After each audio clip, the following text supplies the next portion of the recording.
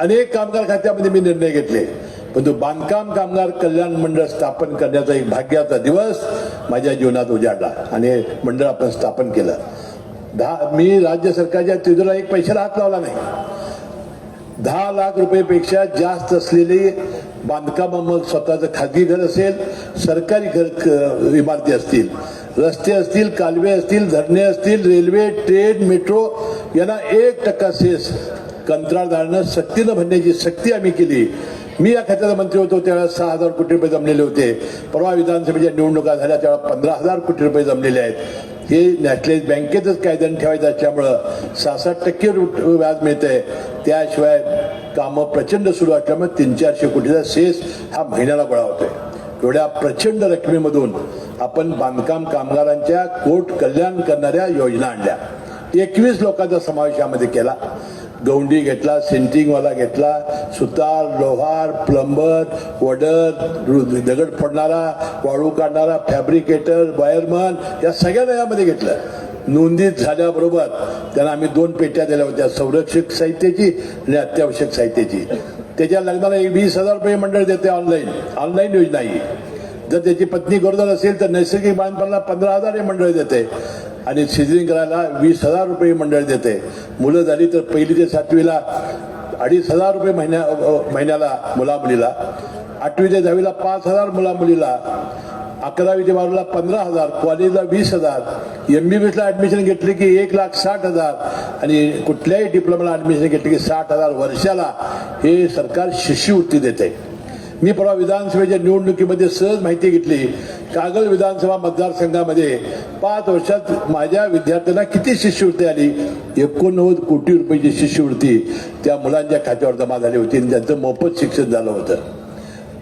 कामावरनं दुर्दैवानं अपघाती मृत्यू झाला तर 5 लाख रुपये त्याच्या वारसाला, नैसर्गिक त्या कशाने मृत्यू झाला तर 2 लाख रुपये त्याच्या वारसाला, दोन्हीमुळे मृत्यू झाला त्याच्या विधवा पत्नीला 2,000 महिन्याला 5 वर्षे पेन्शन मंडळ देते.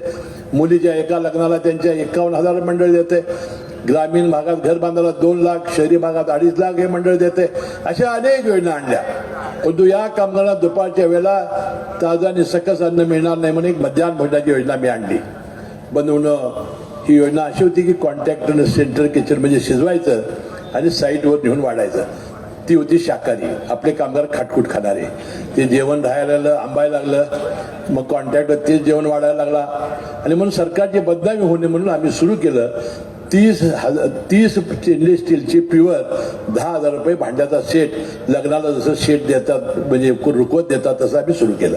अनेक योजना आहेत. मी कशासाठी सांगितलं एवढ्या सगळ्या योजना की आपल्या विनय पाटलांनी, खामकरांनी आणि रुपालीताईने आपलं जे कार्यालय करायचं ते आता ह्याचं कार्यालय करायचं, रस्ता करायचं, गटरी करायचं, ते होणारच आहे. परंतु ह्या गरीब आणि सामान्य माणसाला या गरिबांना ह्या योजना माहिती नाहीत. ती अडाणी आहेत, त्यांना अधिकारी दाद देत नाहीत आणि म्हणून राष्ट्रवादीचा कार्यकर्ता हा गरीब आणि सामान्य माणसाचं काम करणारा कार्यकर्ता असला पाहिजे. मला विश्वास आहे की येणाऱ्या या 5 वर्षामध्ये तुम्ही त्यांना संधी दिली तर हे सगळं काम गरिबांचं ते केल्याशिवाय राहणार नाहीत. बदललं. मी वैद्यकीय शिक्षण खात्याचा मंत्री म्हणून CPR मध्ये काय बदल केला, शेंदाप्रमध्ये काय केलं तर तुम्ही बघितलं तर लक्षात येईल.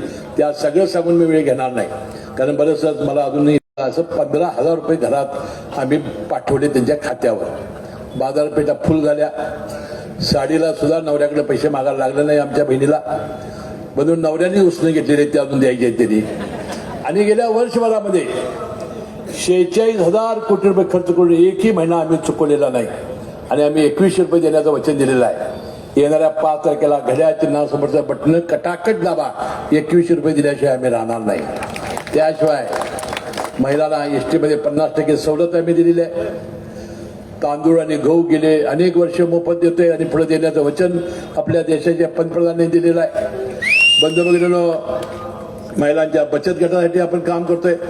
कोल्हापूर जिल्हा मध्यवर्ती बँकेच्या खात्यात ज्या लाडक्या बहिणींचे 1,500 रुपये येतात त्याला 30,000 रुपये बिनव्याजी देतोय. लखपती दिदी म्हणून बचत गटाची योजना आणलेली आहे. महिलांनी बचत गटाच्या ज्या माल केलेल्या आहेत त्याला बाजारपेठ मिळवून देण्याचा प्रयत्न आम्ही केलेला आहे.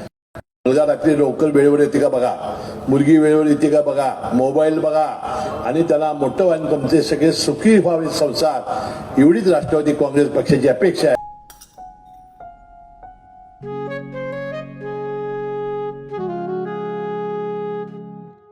बाबा, हं?